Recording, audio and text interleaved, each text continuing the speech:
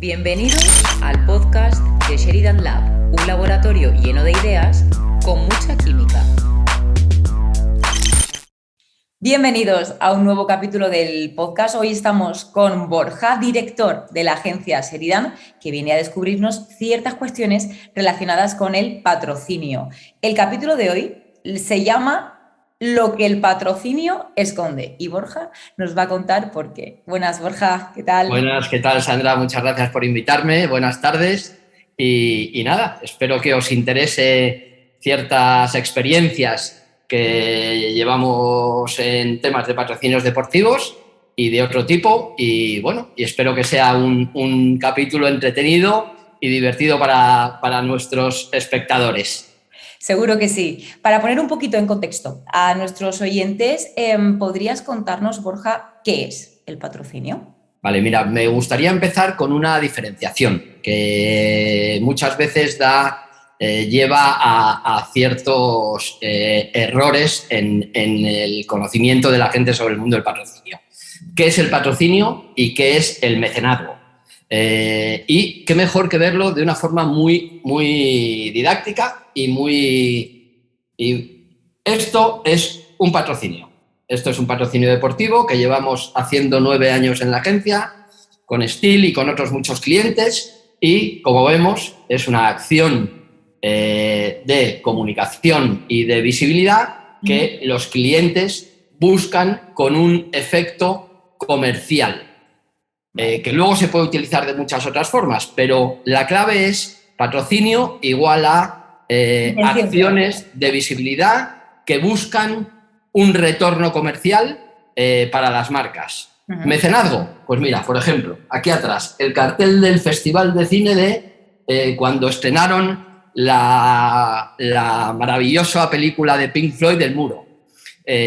Todo lo que es el mecenazgo es más en entornos sociales, culturales, y en el que no hay una necesidad de retorno de inversión directa como sí que lo hay en los temas de patrocinios con las marcas comerciales. Esa es la primera y gran diferencia que existe entre el patrocinio y el mecenazgo, que mucha gente no conoce y hablan de patrocinio o de mecenazgo, igual que muchas veces en publicidad se habla de publicidad o cuando hablas de publicidad en política o religión, que no es un formato publicitario al uso.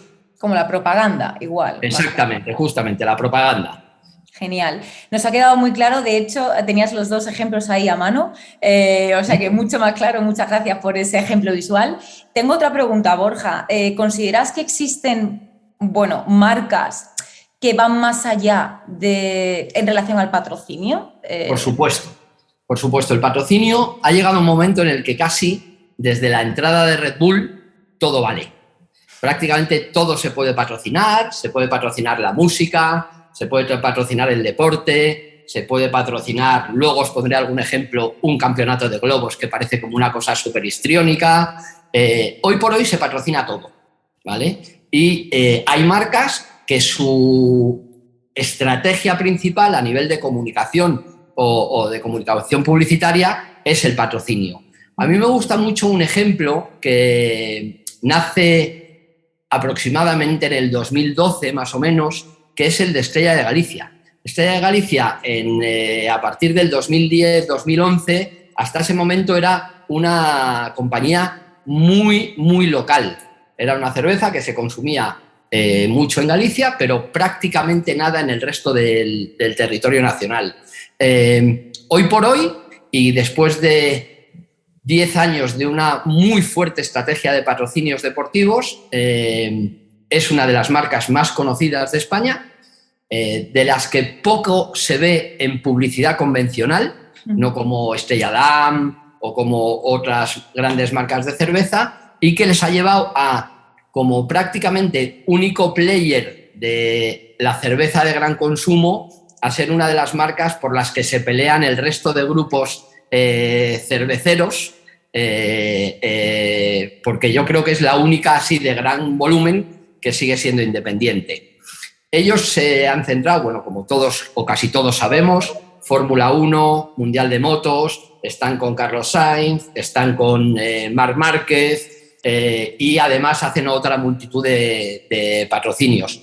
Y por lo tanto creo que han seguido una estrategia muy, muy bien localizada, muy bien elegida y muy bien ejecutada para conseguir, a través de los valores que transmite el patrocinio deportivo, que básicamente son unos valores muy asequibles y muy interesantes para el gran público, esfuerzo, equipo, todos esos valores que todos queremos para uno mismo en nuestro día a día. Ellos han sabido integrarlos muy bien en la imagen de marca y han conseguido eso, que gracias al patrocinio y con mucha menos fuerza que otros players en la publicidad convencional, les está dando una visibilidad brutal y estoy seguro que unos resultados en ventas, que al final, como hablábamos antes, es el fin último del patrocinio, que les están llevando a donde están, que es en una de las marcas de cerveza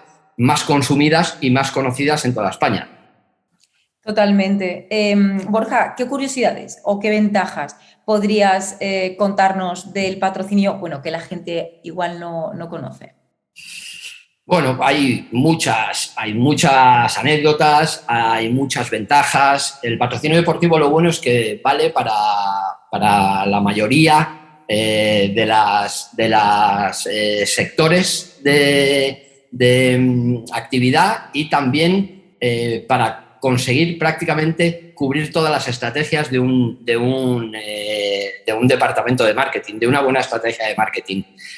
Nosotros, desde Sheridan, y no todo el mundo lo hace, porque muchas veces hablas con gente que está en el mundo del patrocinio y para ellos es un adhesivo en una moto que pasa a 300 kilómetros por hora, o en un coche de Fórmula 1, o en la camiseta del Real Madrid, y nada más. El patrocinio te permite hacer muchísimas más acciones que construyen sobre todos los pilares del marketing de las empresas.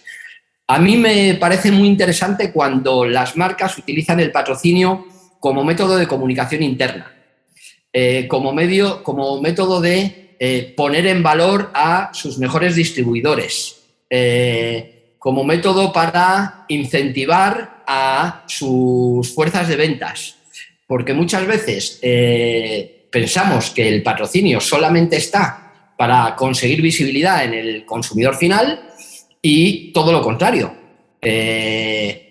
Hay muchas marcas, por ejemplo, que utilizan todos sus pases de paddock en el Mundial de Motos para llevar a sus mejores distribuidores o incluso para hacer una propia convención de ventas dentro de ese evento deportivo multitudinario al que estás asistiendo, y que no siempre y que no todo el mundo es capaz o tiene la posibilidad de comprarlo.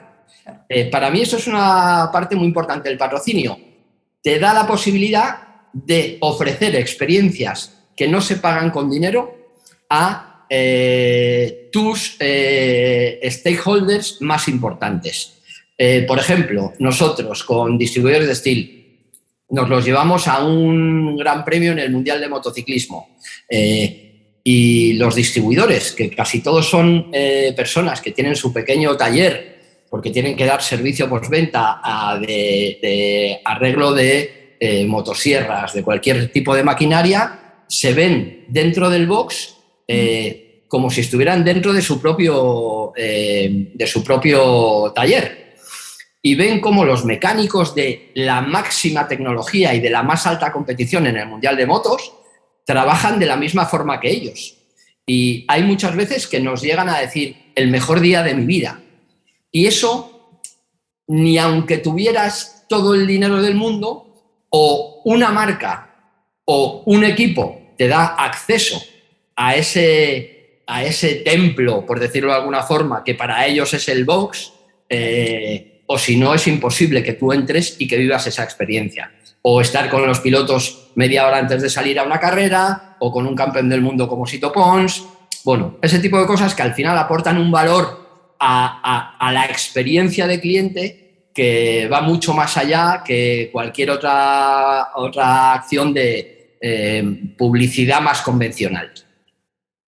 Muy, muy interesante, son días inolvidables, ¿no? Yo tampoco creo Sí. que, no, que lo pudiera olvidar. Tengo un ejemplo, además, una pequeña anécdota que me pasó y que nos pasa a mucha gente, que parece que el patrocinio solamente es lo que todos conocemos. El patrocinio del Real Madrid, del Barcelona, de un equipo de Fórmula 1, de un equipo de motos, baloncesto, etc.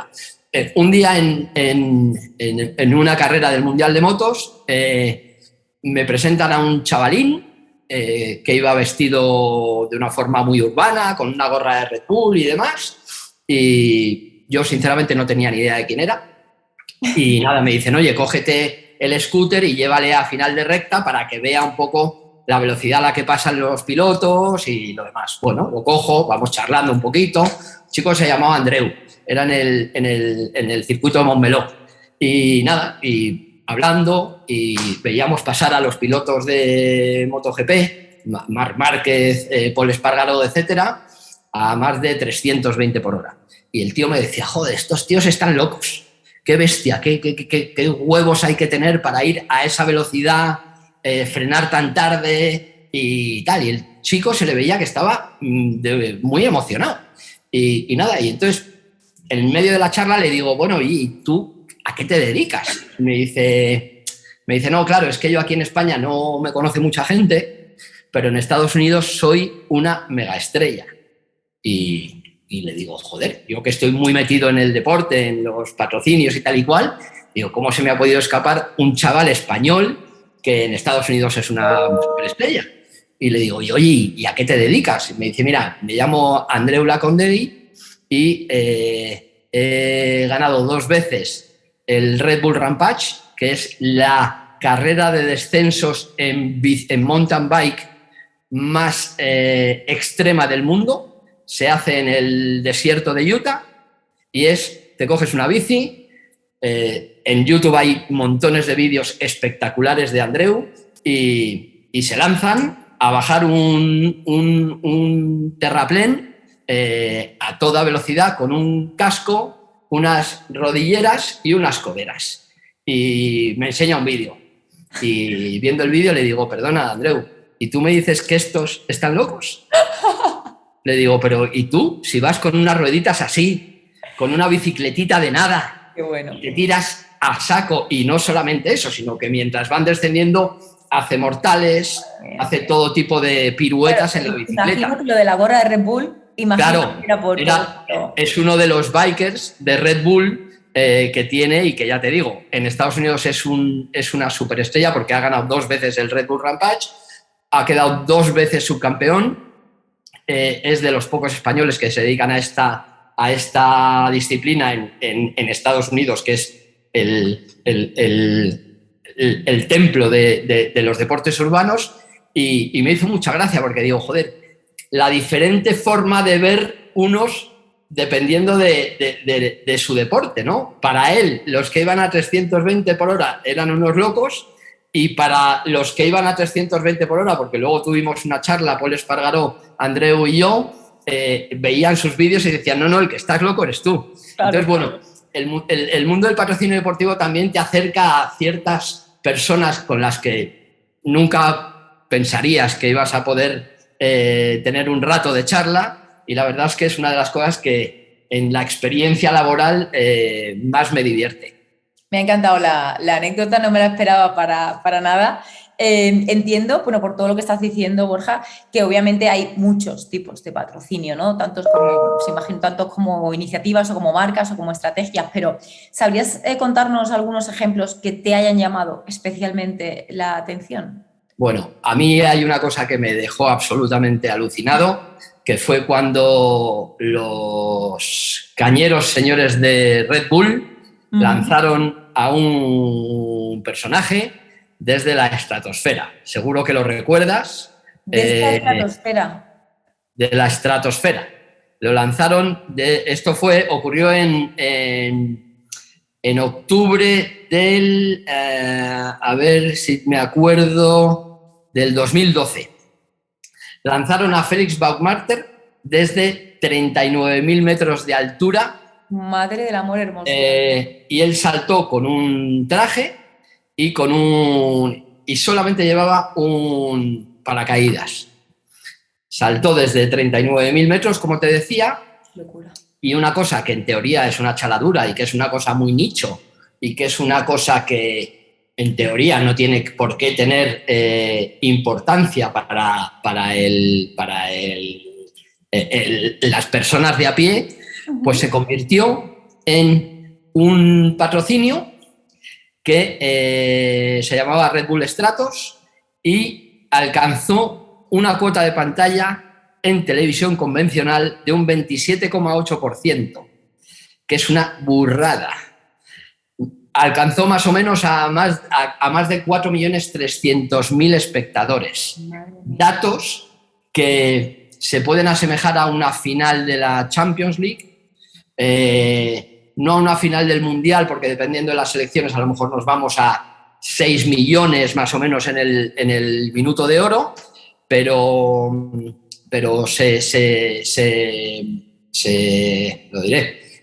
lo emitió Televisión Española en Teledeporte y siendo su canal más residual, que es el que solamente se dedica al deporte y en el que en teoría las audiencias son más bajas, consiguieron llegar a esos más de 4.300.000 espectadores, que es una burrada. A ver, no es para menos. O sea, para que te hagas una idea, la final de los Juegos de Londres 2012, la retransmisión llegó a 2 millones de espectadores con un share del 13,5. Estos llegaron a 4.300.000 con un 27,8. Que esto atraiga mucho más interés y muchos más espectadores que una final de los Juegos Olímpicos es impresionante.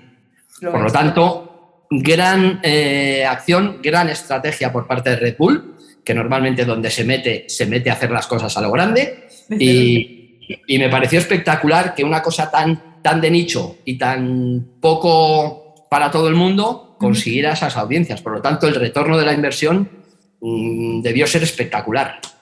Claro, brutal. O sea, me he quedado ahora mismo ojiplática escuchándote. Yo creo, bueno, por lo que nos estás contando, que los modelos de patrocinio, obviamente, ¿no? Pues evolucionamos, pues también han cambiado. Sí. Como la última pregunta para este podcast, Borja, quería plantearte, si los modelos de patrocinio han cambiado, bueno, ¿sabrías decirnos algo o algunos nuevos que no contemplemos? Sí, para todo esto del patrocinio no solamente vale con tener una marca que tenga dinero y que apueste por un deporte.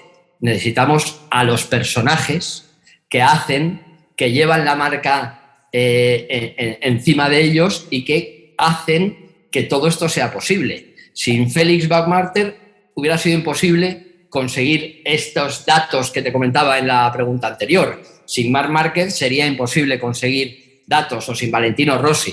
Entonces, hay que darle las gracias a todas estas personas tan especiales que hacen que los patrocinios cada vez vayan a más y consigan más audiencias.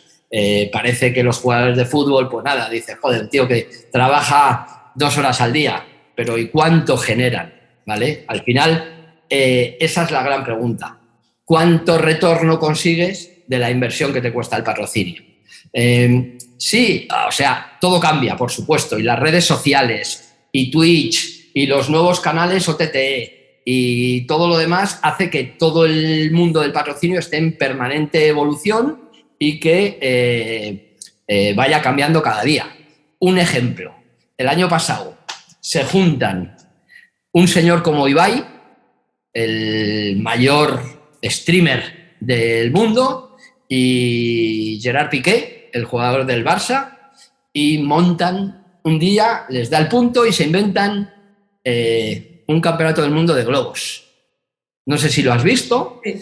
Se han inventado un deporte en el que en la final creo que fueron 32 países los que compitieron.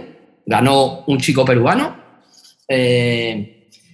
Y de repente, de algo que dices, vaya chorrada, se convierte en una en un producto que muchas marcas automáticamente, por estar quienes estaban a la cabeza de ello, se lanzan al patrocinio, ¿vale? Consiguieron patrocinios de Mentos como patrocinador principal. Se hizo en PortAventura y PortAventura era uno de los patrocinadores. Estuvo Oreo, estuvo Yoigo, estuvo la marca Doritos, y eso es una forma de entender que cualquier cosa es susceptible de ser patrocinada siempre y cuando tengas el canal indicado y las audiencias preparadas para disfrutar de ese evento. Por ejemplo, lo hicieron muy bien porque cada una de las marcas pues tenía una marca, era la que patrocinaba el bar, que también había un bar en el Campeonato del Mundo de Globos, igual que en el fútbol, o otra de repente Ibai ya nos aparece en el plató subido en un Volkswagen ID3 100% eléctrico y tal y cual. Yoigo patrocina el punto de globo para decidir cuál es el vencedor en caso de empate. Por lo tanto, cogiendo cositas de los distintos patrocinios, montan una cosa que nadie podría imaginar y de repente consiguen un exitazo de más de 600.000 espectadores en cada uno de los partidos, que se juegan en un salón de una casa y con un globito con los que juegan los niños pequeños, y de repente, ¡boom!, estalla y dices, ya está preparándose el nuevo Campeonato del Mundo de Globos del 2022. Por lo tanto, a las marcas lo que hay que decirles es que no se tengan miedo. O sea, al final el patrocinio deportivo prácticamente siempre suma, siempre y cuando lo sepas explotar y lo sepas integrar dentro de la estrategia de comunicación de la marca. Puede ser tan valioso el patrocinio en una carrera del Mundial de Motos del que llega el primero como que del que llega el último. Cada uno tiene su inversión, tiene sus objetivos y tiene su estrategia. Y posiblemente el retorno de la inversión pueda ser mucho mayor para el que llega último que para el que va primero, porque llegar primero siempre es N veces más caro que estar con el último. Pero el retorno de la inversión es lo que realmente tenemos que buscar los profesionales del marketing en el patrocinio deportivo.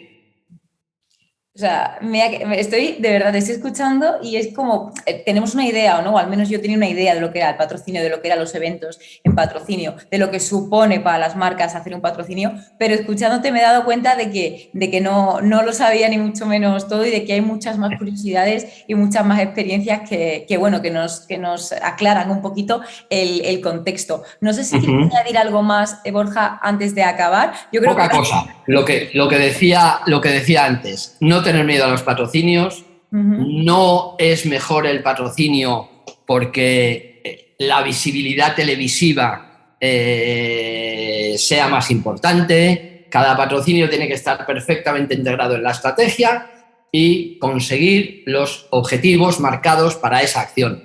Y por lo tanto, un patrocinio de 10 millones de euros o de 50 millones de euros que paga Emirates al Real Madrid o 60 millones que paga el Real Madrid por su camiseta, no solamente las marcas pueden acceder a eso. Hay patrocinios que consigues por 100.000 euros que te pueden dar un retorno de la inversión espectacular. Y con esto yo creo que espero que os haya divertido. Nos has dejado ahí con el run run pensando por lo menos a mí, en las posibilidades en las grandes posibilidades que ofrece el mundo del patrocinio. Bueno, deciros que hasta aquí nuestro podcast de hoy, pero que tendremos a Borja seguro disponible para hacer una segunda o incluso una tercera parte cuando queráis de este podcast. Y bueno, muchísimas gracias por estar aquí, Borja. Si tenéis alguna pregunta para él, recordad que estamos en LinkedIn, que estamos en YouTube, que estamos en Spotify y que estamos en Amazon Music. Nos vemos muy pronto, Borja, mil gracias. Fenomenal, gracias a ti, Sandra, un placer. Luego. Hasta luego. Y se acabó la fiesta en Sheridan Lab. Para los que os hayáis quedado con ganas, nos vemos en el after de LinkedIn.